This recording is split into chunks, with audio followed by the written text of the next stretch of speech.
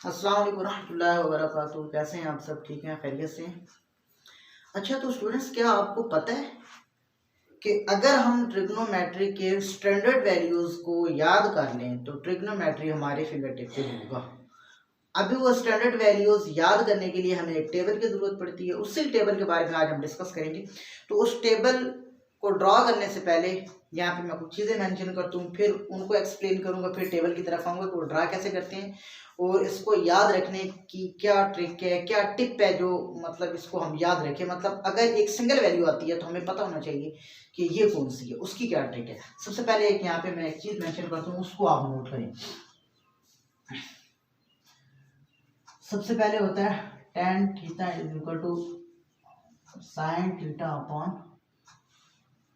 Cos theta. एक चीज ये नोट कर लें और उसके बाद आप नोट करें कि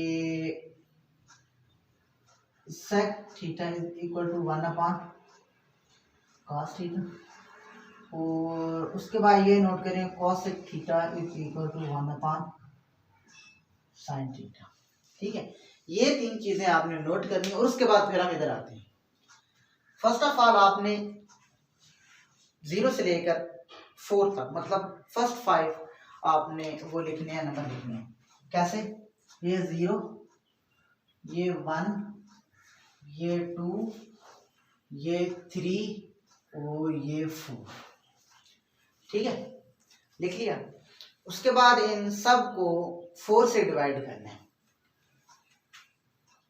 तो 0 अपॉन 4, ये 1 अपॉन 4 और ये 2 अपॉन 4 और ये 3 अपॉन 4 और ये 4 अपॉन 4।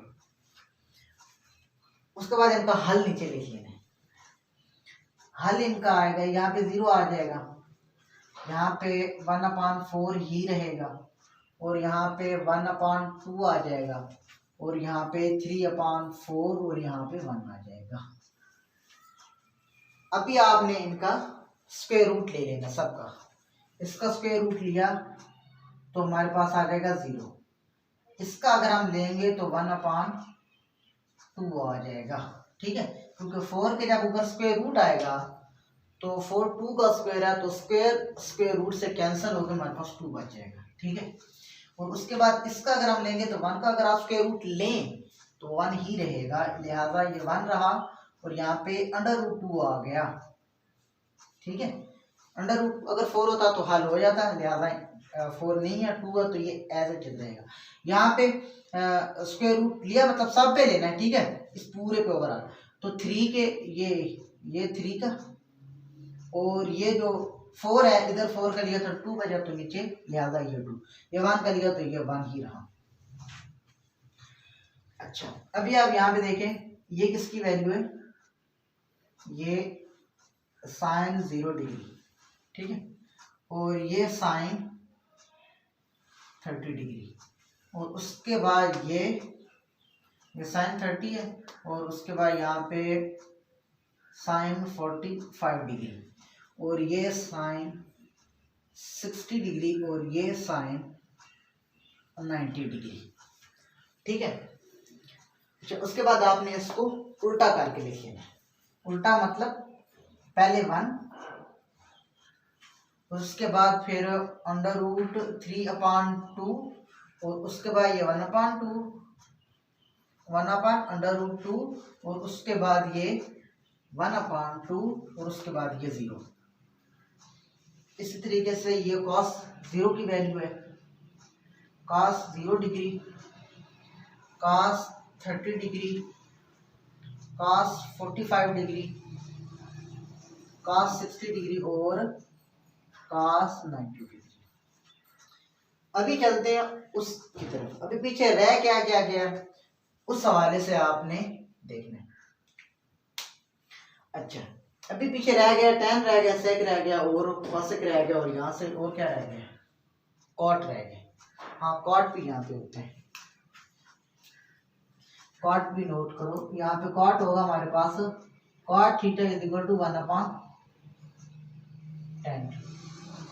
सही है, 1 अपॉन tan भी होता है और cos theta upon sine theta भी होता है। ठीक है, ये दोनों होते हैं, मतलब दोनों का मतलब एक ही है, लेकिन आप दोनों तरीकों से कर सकते हैं जो आपको आसान लगता है। अभी पीछे रहेगा tan, तो tan किसके बराबर मैंने दिए हुए है, साइन अपॉन कॉस के।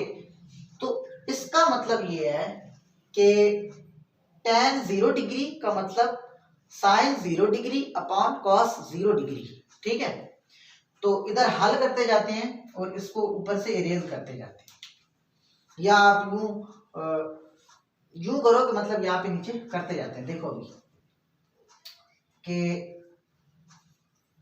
tan 0 डिग्री क्या होगा हमारे पास, sine 0 degree upon cos 0 degree.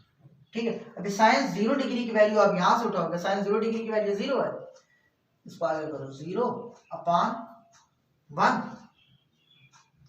तो ये क्या बन जाएगा, ये 0 बन जाएगा।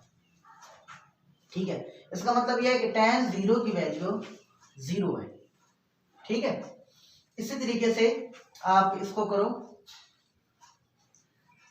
tan 30 डिग्री किसके बराबर होगा, ये साइन 30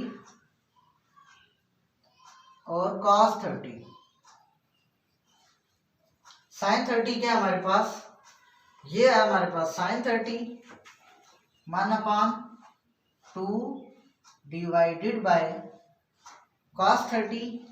cos 30 की वैल्यू ये है, तो √3/2, ये इससे कैंसिल, तो cos 30 की जो वैल्यू आ रही है हमारे पास वो है 1/√3।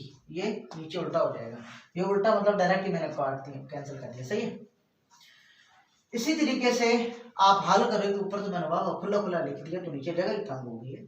इसी तरीके से आप tan 60 करोगे, tan 45 है ना, 30 के बाद 45 है, tan 45 degree is equal to sine 45 क्या है, ये साइन 45 1/√2 डिवाइडेड बाय cos 45 का मतलब 1/√2।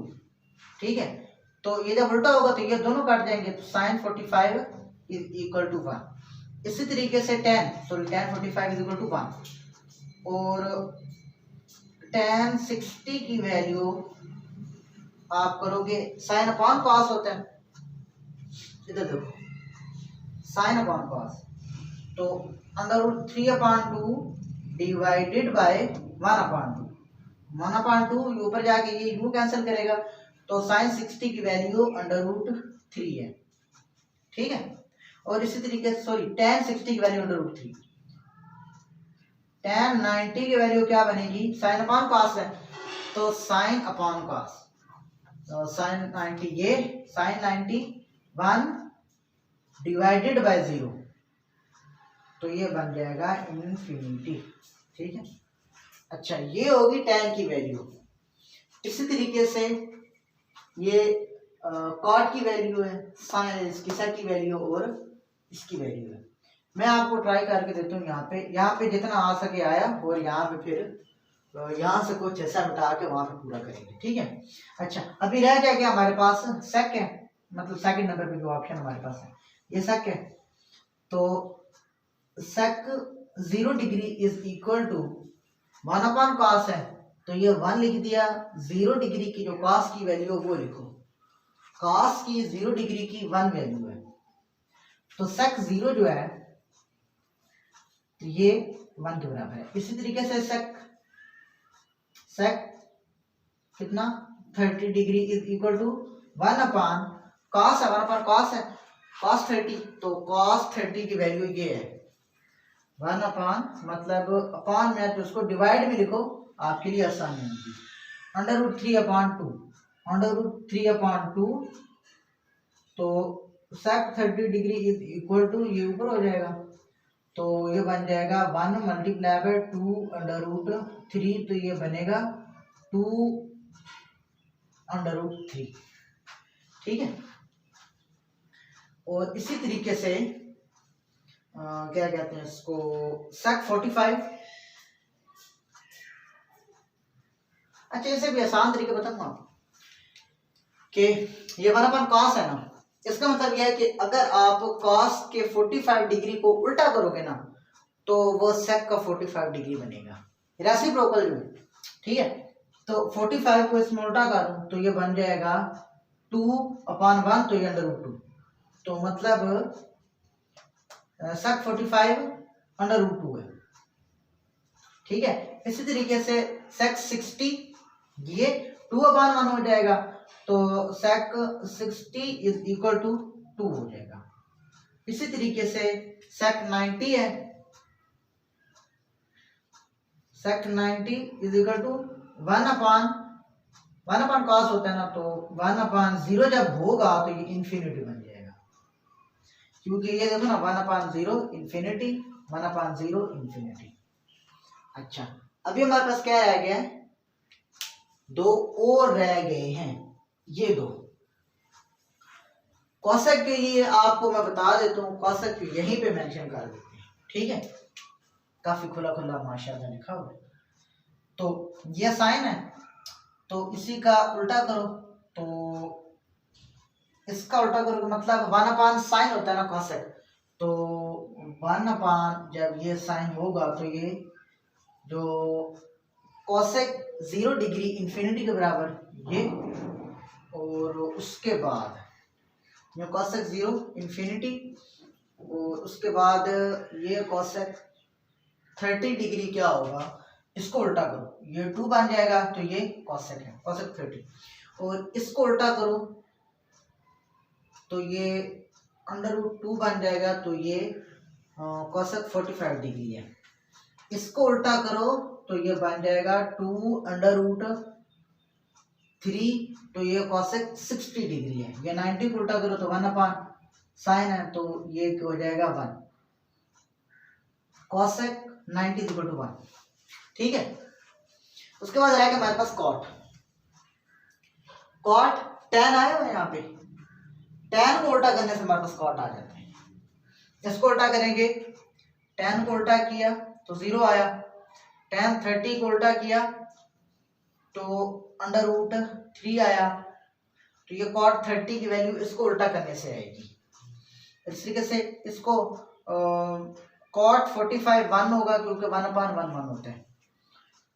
tan 60 हमारे पास ये, तो इसको उल्टा करेंगे तो ये 1/√3 आएगा। यहाँ पे देखो, ये छोटा सा गैप है, यहाँ पे देखो, ठीक है। ये मैं tan 60 है और cot 60 का हूँ। cot 60 डिग्री किसके बराबर होगा, tan 60 है हमारे पास √3, तो cot 60 होगा 1/√3। इसी तरीके से cos 90 हमारे पास इन्फिनिटी है, तो cot 90 भी इन्फिनिटी होगा, ठीक है। ये वो 6 रेशियो हैं। अगर आप इनकी ये वैल्यू मतलब इसको पहले ड्रा करो और उसके बाद फिर उनको याद करो। अगर आपको ये चीज़ें याद हो जाती हैं, मतलब मैं कहता हूँ कि sin 45 की वैल्यू क्या आप फौरी बताओ, मैं कहता हूँ cosec 45 की वैल्यू क्या आप फौरी बताओ। इस तरीके से अगर आपको याद हो जाती हैं तो आप ट्रिग्नोमेट्री के 75% आप इसको मतलब अप्रोच कर सकते हो, मतलब वो क्या कहते हैं उसको कि यार ये मुझे आता है, समझ सकते हो इसको, अगर ये वैल्यूज आपको याद है। और इनको याद करने के बारे से मैं कह रहा था कि आप किस तरीके से याद कर सकते हो। आप इनको एक दफ़ा ड्रा किए, कुछ 1-2 गलती होंगी, ठीक है, दूसरी दफ़ा करो, तीसरी दफ़ा बनाओ टेबल को, और उसके बाद डेली बनाओ इसको, डेली कम से कम 3 दफ़ा, दिन में 3 दफ़ा इसको बनाओ, और उसके बाद 1 हफ्ते के अंदर आपको याद हो जाएगी, पूरी की पूरी वैल्यूज आपको याद हो जाएंगी। वो इसी तरीके से इसको जो रेसिप्रोकल है, ये जो 4 है ना, ये वाले 4, ये क्या,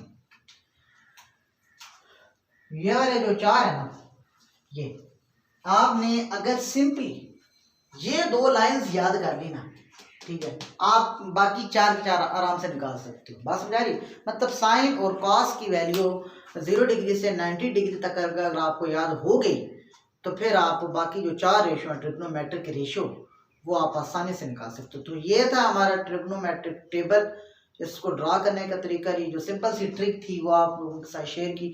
आपको कैसी लगी आपने मुझे कमेंट करके ज़रूर बताना है, आपको अच्छी लगी बुरी लगी जो भी आपका एक्सपीरियंस था।